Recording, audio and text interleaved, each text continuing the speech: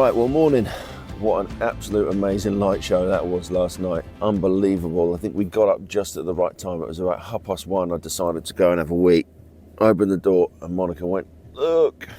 Absolutely amazing. We sat outside there until we were too cold, really. We must have been out there for about 45 minutes. So what I thought I'd do is just show you the inside of the back of this Kango here. So as you can see, there is literally no headspace in it at all. You've got a piece of wood here that is literally, it's not attached or anything. You literally just got to pull this out, and then you just pull your other mattress over in the back there to give you your bed for two. And believe it or not, these are really, really comfy. They really are. And then at the back there, you've got your controls there for your diesel heater. And it is a pretty good diesel heater. Same as any diesel heater, it takes about 2 minutes for it to start up. But when it does go, it does make the back of this really, really toasty. And then opening up the back, got these 3 boxes in there. So you've got a short one here with your cutlery and plates. Very, very small plates. And then a little bit of storage space there. Your cooker. That's all your cleaning kit in there, which I have literally just filled up with all of our food and everything inside. And then inside there you got your pots and pans. Now you only get a frying pan and a saucepan, and that is your lot. So definitely I would recommend the Ridge Monkey. And then you slide this bit out here, and then theoretically that's where you're supposed to put your cooker. So realistically, it's a really, really basic van, but to be honest, it really does its job. It's warm, it's small, so you haven't got to worry about parking it. And you know, some of the roads are quite small around here, and you get behind a couple of these little or big camper vans, and you've got another one coming the other way. It's a bit of a kerfuffle on the road, so at least you've got something nice and small to drive around the island. Right, let's get some food on the go, because I think it's toasty time.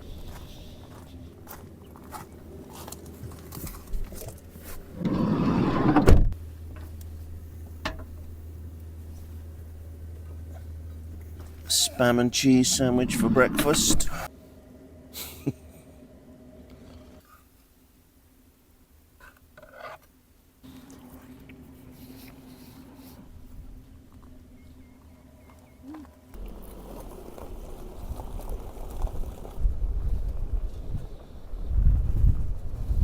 Right, all good, all ready to go. We've got 5 hours 24 until we get to the next stop. And just look at this view here. Absolutely beautiful mountains on the left, and then that beautiful black sand of the beach there while the tide is out, and then you've got the glacier just ahead.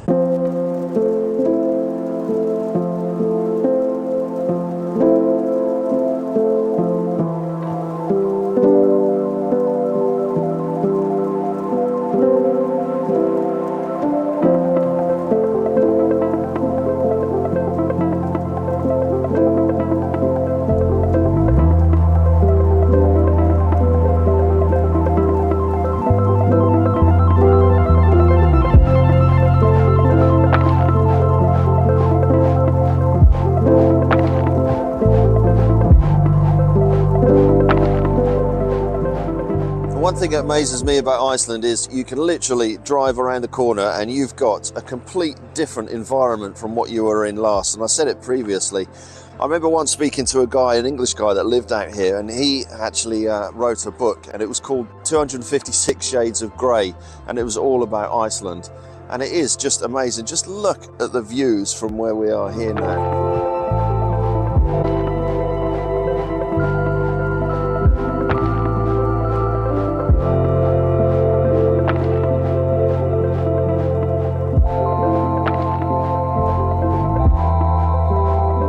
That's the fjords done, so the landscape's going to change again now as we make our way north, and it is freezing.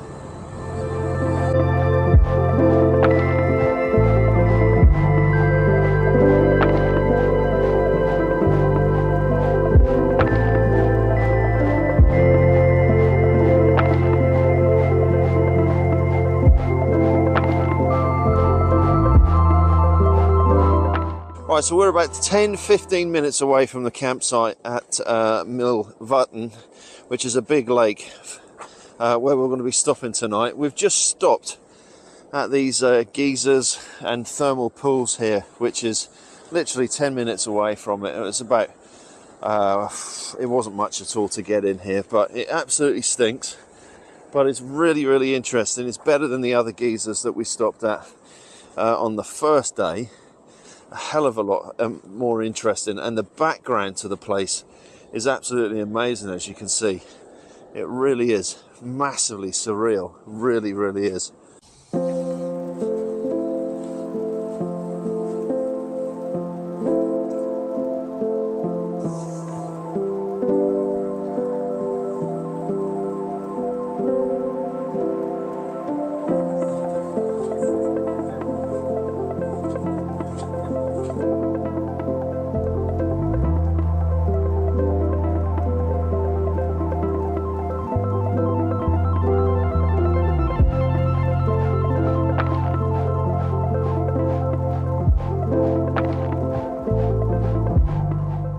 Right, camping spot for this evening, a place called Vogar, and it is a little bit vulgar, but the facilities don't look too bad. You've got a QR code that you just have to click and pay for this evening, and showers and toilets and stuff, but like I said before, it literally is just like a car park that you're in. But I mean, what else do you need? You don't really need much else.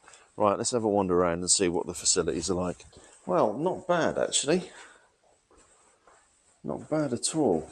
So you've got a good size, this is the best facilities we've seen actually.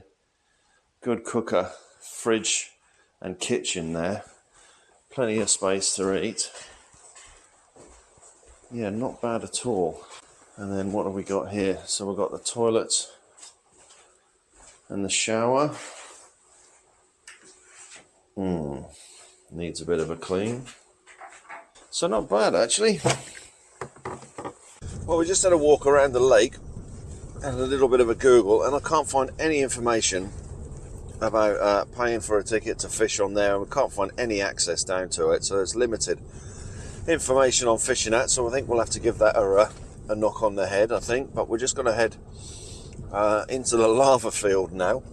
I found a little micro adventure Monica's found for us to do, which is some lava caves, so we're just heading through this now. Right, so let's have a look in Grjótagjá. Right, so let's have a look in here. So it states on the board there, it used to be used for public bathing, but during the 1974 eruptions, the magma stream got too close, so it's like 60 degrees or something like that now, and has been used in the Game of Thrones as well, and it's not that easy to get down to, and it's very steamy. You can feel the heat. Oh, it's lovely. Oh, it's a bit warmer.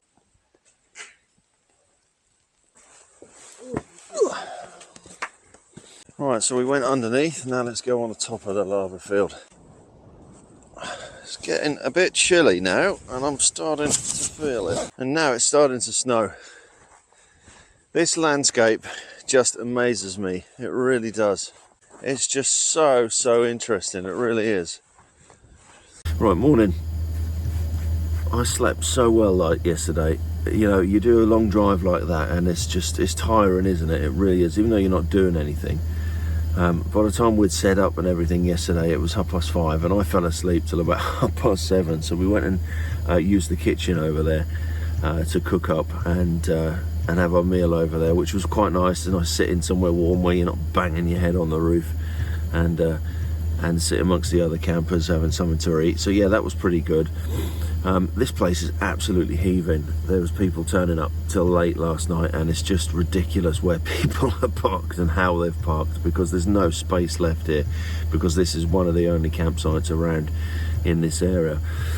But yeah, so today's plan, it was a shame yesterday I didn't get a chance to fish. I sort of half planned the fact that I wouldn't get a chance to fish due to the fact of just such, you know, the distance that we're doing. I mean, we spent like 5-6 hours on the road yesterday, but it was worth it through such amazing scenery, you know, just to be, it's like sitting in a cinema yesterday. You're just sitting there and being driven around, thank you very much, wife, and just watching all of this environment, you know, it's just amazing. This place is absolutely amazing, and we were lucked out with the roads as well, because all the roads were open from the southeast side all the way up to where we are today. So today we're heading up to Húsavík. It's about 5:45 at the moment, so we're just going to get a drink and start making our way up there. We're heading out whale watching today, so a bit of a bucket list trip for the pair of us today, something we've both wanted to do. It's not cheap, but you know, it's Iceland, and it is a bucket list excursion that we're going to do today, so can't complain at that really. So we're going to get ourselves a drink, get some breakfast, and get ourselves on the road. Toasted.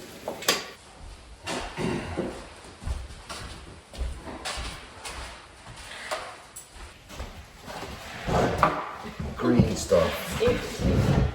Right, so woolly hat day today, as we're off on a boat today to go and do some whale watching. Monica says I look like Captain Birdseye. So up to Húsavík we go, which is the home of, I think it's probably known as the best whale watching place in the whole of Europe, and is also home to Húsavík, which was the town in the Will Ferrell movie Eurovision, which I must say I am a secret fan of that movie. So there's some other bits and bobs that we can do that are related to that movie up there as well that I'm really looking forward to seeing. But yeah, really looking forward to this. This is an absolute once in a lifetime trip. Right, so here we are in Húsavík. It's early, it's about 8 o'clock I think it is. Well, Whale Tour is not until 9:30, so we're just taking a wander around. The whole town is still asleep at the moment, so we're just visiting a few places that are off the Eurovision film. If you haven't seen this film, I really do recommend it. It's available on Netflix. It is just a hilarious film by Will Ferrell. And just behind us here is the house of Lars Sigurdsson, the character that Will Ferrell plays in the film. So yeah, so let's just say it is fully asleep here at the moment. Nothing's really going on here at all, so we're just having a wander around and seeing what we can see.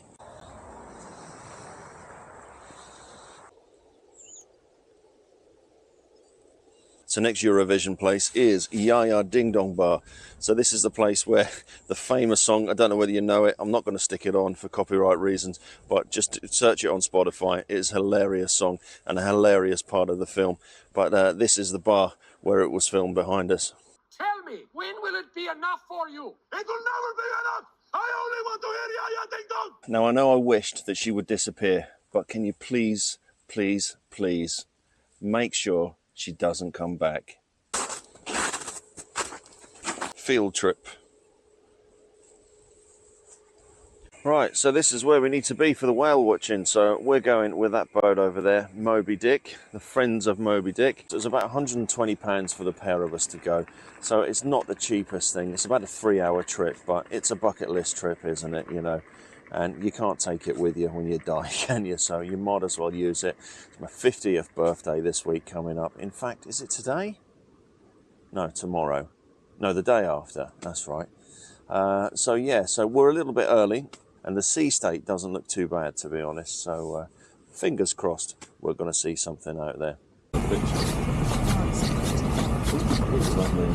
Right, so already all on board. It's a full boat today, so we're all set up in these flotation devices here, or flotation suits as it were. There is a mixed bag from people from all over the world on board here, and what a beautiful boat it is as well. An absolute classic wooden fishing boat that's been adapted for this sort of thing. So as they said, sea conditions look absolutely fantastic out there today. There's literally hardly no wind, slight swell, and yeah, looking good, almost abnormal, she was saying. So just waiting for everyone else to load up, and we'll be on our way. Okay, we can go, Captain.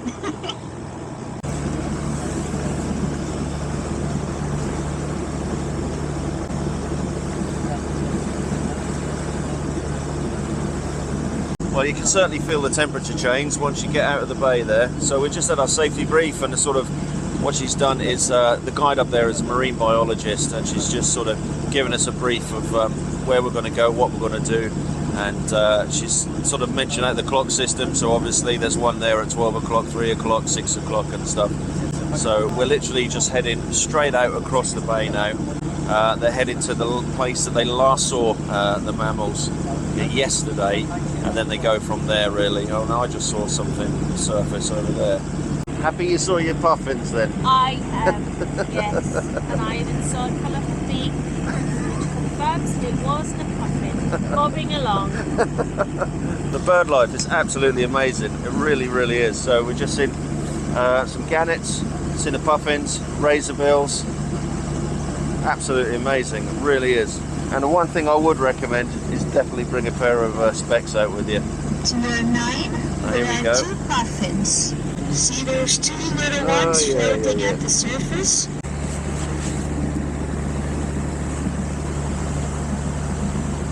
So they've just spotted a humpback, so we're just coming up to it now, and it should be on the starboard side of the boat.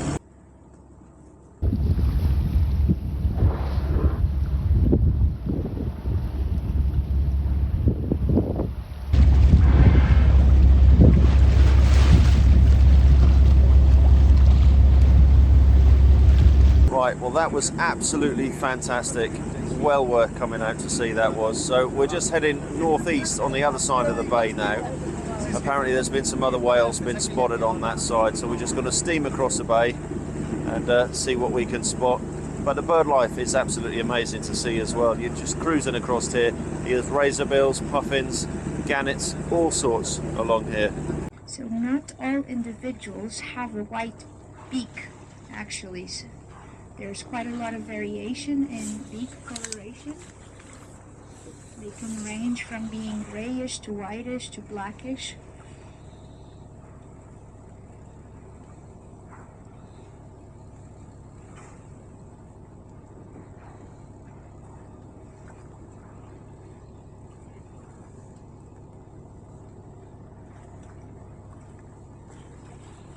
There's a few over to your right as well.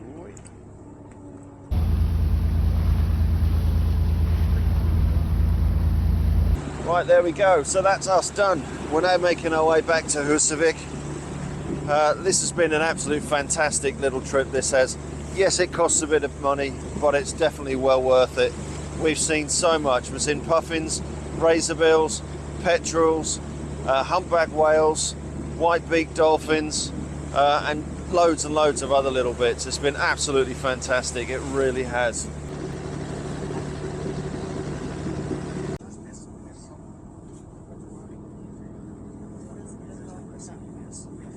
Right, time to disembark, go take this flotation jacket off and look for some lunch, I think. So Eurovision, the actual song contest, is massive here in Iceland. It is literally, the whole country shuts down to watch the contest. It is unbelievable how interested the whole country is in the contest. Now, I'm not that interested in it at all. I'm literally just here for the Fire Saga business. So Fire Saga is the name of the band from the Eurovision movie that was made with Will Ferrell. Is absolutely brilliant.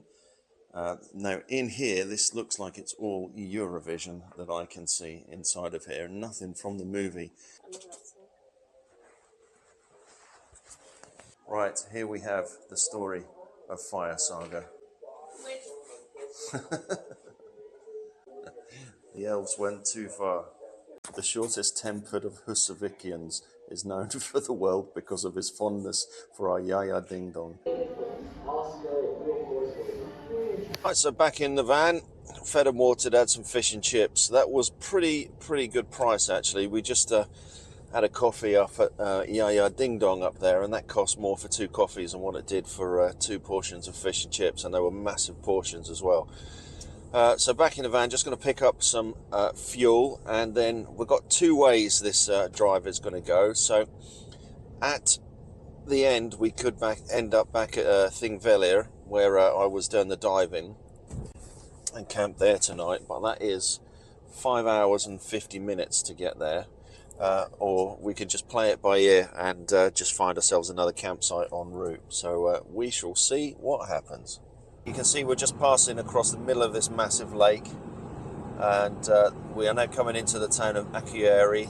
So you've got the flat-topped volcanoes on the right there, and then on the left you've got the big volcanoes there. It looks like there's a bit of a port here as well. So this is the biggest fjord, I think it is, on the north side of the island, apart from the western fjords over there. It's also the second biggest city, town in the north of Iceland.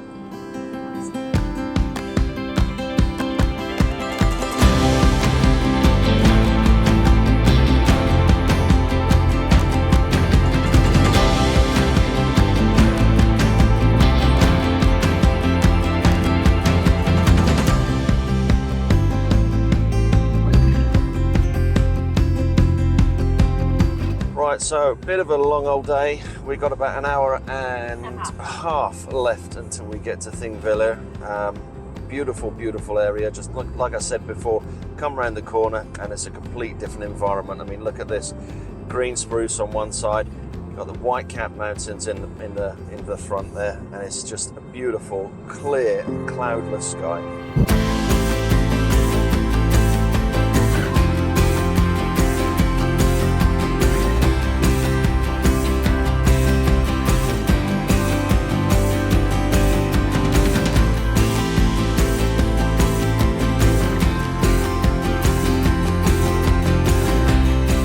Right, well here we be, back at Þingvellir. Thank you very much for your wonderful drive. It was a fantastic Monica tour, that was. Oh, let's just try and get these DVTs out of my legs. Oh, God, there's some poor bugger in a single skin tent over there. Well, a beautiful, beautiful evening. Hardly any clouds in the skies. Let's hope for some northern lights tonight, shall we?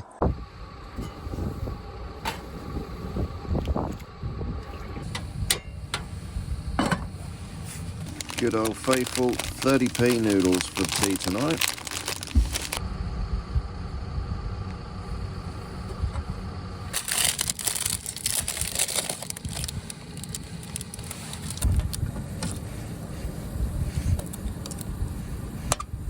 So all fed up, just doing the washing up now, and we are hoping for some aurora borealis tonight, because it's a really beautiful clear sky tonight, so hopefully we shall get some of them.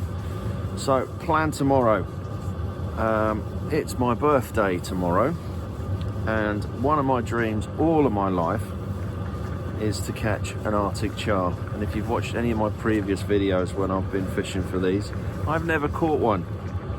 So fingers crossed, tomorrow is going to be the day. So 50 years old, and an Arctic char would be absolutely perfect for my birthday. So Monica's got to drop me off at Þingvellir tomorrow. Just going to go get my fishing card, and then we're going to spend the day walking around and fishing that lake there. So you're only allowed to fly fish from the beginning of the season up until June, I think it is, so no spinners or anything allowed. So I've got me X5 Adventure, so I can use that as a fly rod. So that's the plan for tomorrow. Right, so I'm just going to finish all of this up and hit the hay, and hopefully we'll see some northern lights later on. If not, we'll catch you in the morning.